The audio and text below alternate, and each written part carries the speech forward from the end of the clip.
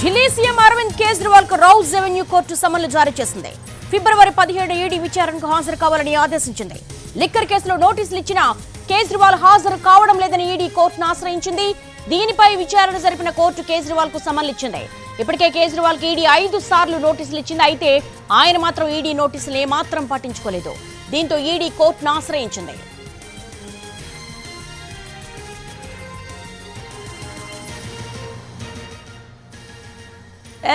ఢిల్లీ వెళ్దాం. కోర్టు సమన్ల జారీకి సంబంధించి more details మా ప్రతినిధి రాజును అడిగి తెలుసుకుందాం.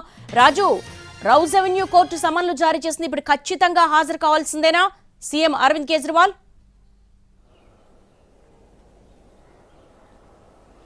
ఎస్ దేవి, వాస్తవానికి ఢిల్లీ లిక్కర్ కేసుకు సంబంధించి ఈడీ ఇప్పటికే 5 సార్లు నోటీసులు ఇచ్చింది. ఎందుకంటే లిక్కర్ కేసు వ్యవహారంలో కేజ్రీవాల్ పాత్ర కూడా ఉందని చెప్పి ఇప్పటికే ఎవరైతే అరెస్ట్ అయ్యారో వాళ్ళందరూ కూడా కొంత సాక్ష్యం చెప్పారు. టెక్నికల్ ఎవిడెన్స్ సైతం ఈడీ సేకరించింది. సో దానికి అనుగుణంగానే ఎవరైతే ఇందులో నిందితులుగా ఉన్నారో వాళ్ళతో ఫేస్ టైమ్ యాప్ ద్వారా కేజ్రీవాల్ మాట్లాడారని చెప్పి ఈడీ ఆరోపిస్తుంది.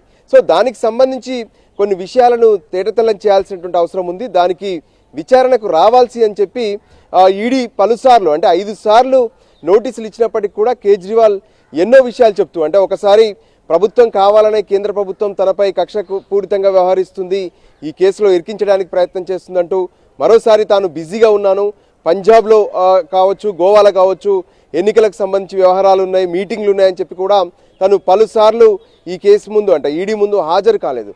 దాంతో 5వ సారి నోటీసులు ఇచ్చాక కూడా హాజరు కాకపోవడంతో ఈడీ నేరుగా ఏదైతే లిక్కర్ కేసును ఏదైతే ఇప్పటి వరకు పూర్తిగా పరిశీలిస్తున్నటువంటి కోర్టు రౌజ్ రెవెన్యూ కోర్టులో ప్రత్యేకంగా ఒక పిటిషన్ వేసింది. అంటే కేజ్రీవాల్కు మేము నోటీసులు ఇస్తున్నప్పటికీ కూడా ఆయన ఈ కేసు విచారణ కోసం హాజరు కావడం లేదు, దాంతో ఈ కేసు విచారణ అనేది ఇబ్బందికరంగా ఉందని చెప్పి స్పష్టం చేసింది.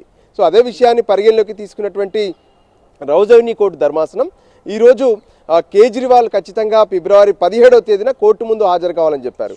అంటే ఎందుకు హాజరు కావట్లేదు, ఈ కేసుకు సంబంధించి తనకున్నటువంటి అభ్యంతరాలు ఏంటి అనేది తను కోర్టు ముందుకు వచ్చి చెప్పాల్సి ఉంటుంది. అది కూడా స్వయంగా హాజరు కావాలనేటువంటి ఒక నోటీస్ని అయితే జారీ చేశారు. సో ఖచ్చితంగా ఫిబ్రవరి 17న కేజ్రీవాల్ కోర్టు ముందు హాజరు కావాల్సి ఉంటుంది. వాస్తవానికి ఈ కేసులో ఇప్పటికే ఢిల్లీ డిప్యూటీ సీఎంగా ఉండేటటువంటి మనీష్ సిసోడియా అప్పుడు ఎక్సైజ్ శాఖకు మినిస్టర్గా కూడా ఉన్నారు. సో ఆయన అరెస్ట్ చేశారు, ప్రస్తుతం జైల్లోనే ఉన్నారు. ఇంకా మరోపక్క పలువురు సౌత్కు సంబంధించినటువంటి వాళ్ళు కావచ్చు, నార్త్కు సంబంధించినటువంటి వాళ్ళు కావచ్చు, బిజినెస్ మన్స్ ఇప్పటికే అరెస్ట్ అయ్యి జైల్లో ఉన్నారు. సో ఫైనల్గా కూడా సుప్రీంకోర్టు సైతం ఈ కేసును త్వరగా విచారణ జరపండి అని చెప్పి విచారణకు ఏదైతే విచారణ చేస్తున్నటువంటి సిబిఐ కావచ్చు, మరోపక్క ఈడీలను ఆదేశించింది. సో దానికి అనుగుణంగా మేము విచారణను పూర్తి చేసే ప్రయత్నం చేస్తున్నామంటూ ఈడీ స్పష్టం చేసింది. కానీ కేజ్రీవాల్ తమకు సహకరించడం లేదు, అసలు ఈడీ కార్యాలయానికి రావట్లేదని చెప్పి వాళ్ళు కోర్టు ముందు మొరపెట్టుకున్నారు. సో దానికి అనుగుణంగానే ఫైనల్గా ఈడీ వాదనలతో ఏకీభవించినటువంటి కోర్టు ధర్మాసనం సో కేజ్రీవాల్కు నోటీసులు జారీ చేసింది. సో ఖచ్చితంగా ఫిబ్రవరి 17న కోర్టు ముందు ఢిల్లీ సీఎం కేజ్రీవాల్ హాజరు కావాల్సి ఉంటుంది. లిక్కర్ కేసుకు సంబంధించి తాను ఎందుకు ఈడీ ముందు హాజరు కావడం లేదు, ఆ తర్వాత కూడా మరోసారి కోర్టు ఆదేశాలు జారీ చేసే అవకాశం కనిపిస్తుంది. ఈడీ ముందు హాజరు కావాలని, లేదంటే మరికొన్ని కండిషన్స్ కూడా పెట్టే అవకాశం అయితే స్పష్టంగా కనిపిస్తుంది. అంటే రాజు, ఏమైనా ఆప్షన్స్ ఉన్నాయా కేజ్రీవాల్ ముందు?